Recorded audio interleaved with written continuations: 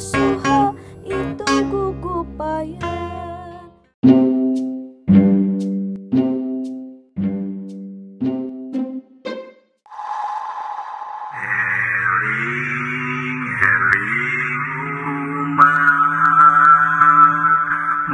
Muslimin muslimat. Nyaho teu malam kahiji urang teh salat taraweh. Aha, Kasarea aya wae atuh meni mamip. Eta aya si Gilang jeung si Miftah ngomong kenaonnya. Ngaran ngomong kenaon? Iya si Miftah taraweh kahiji kaliwat. Meni lebat. Padahal mah malam kahiji taraweh teh dosa urang ku Gusti Allah teh dihapus. Jiga orok nu kakarak dilahirkeun. Nya, bener pisan. Komo, lamun malam kadua jalma anu ngiringan salat taraweh bakal dihapus dosana jeung dosa kolotna. Komo mun puasa katilu, malaikat turun ka bumi terus ngomong, mulia kanu ngalakonan kahadean jeung Allah bakal ngapus dosa anjeun nu geus kaliwat. Tuh matakna salat. Untung malam kadua jeung katilu urang salat taraweh. Berarti tinggal dosa maneh hungkul can kapus. Nah, Apaan kan kieu? Taraweh kahiji maneh kaliwat.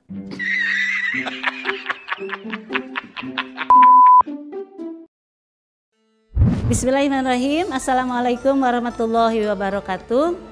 Sampurasun sobat Rancage.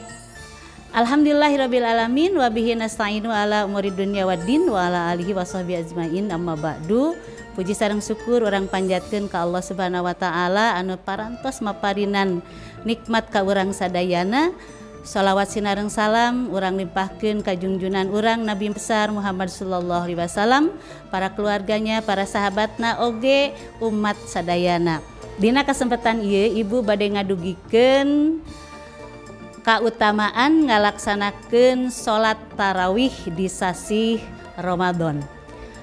Salat tarawih nyaeta salat anu dilaksanakeun dina wengi sasi Ramadan. Hukumna teh sunat muakkad.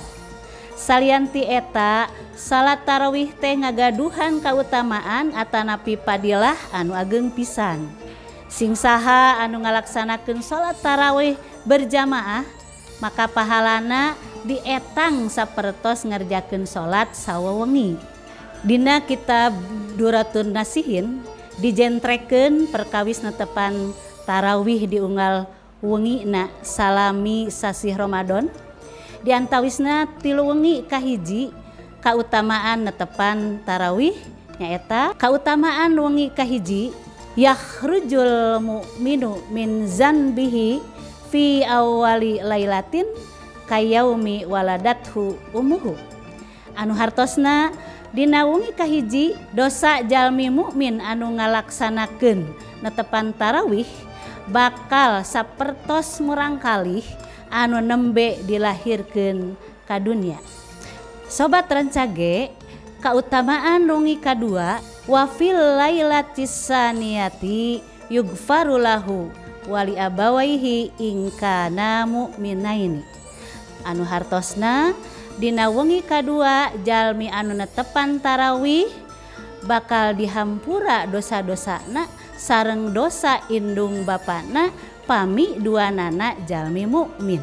Kautamian nu katiluna wa fil lailatis salisati yunadi malakun min tahtil arsy ista'nifil amala ghafarallah ma taqaddama min zanbika.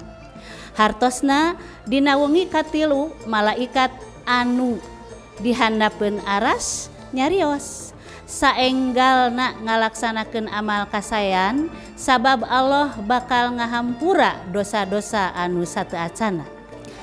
Tah eta di antawis 3 wengi awal kautamaan netepan tarawih dina sasi Ramadan. Mugia urang tiasa ngalaksanakeunana pinuh 3 wengi. Margi netepan tarawih mah mung aya dina sasi Ramadan. Ibu percanten sobat Rancage murangkalih SMP Yasmah mualali ngahontal pahala anu seueur. Sakitu anu tiasa didugikeun, hapunten kakiranganana. Wabillahi taufik wal hidayah. Wassalamualaikum warahmatullahi wabarakatuh. Hatur nuhun tepang deui di episode Kutil salajengna. Gusti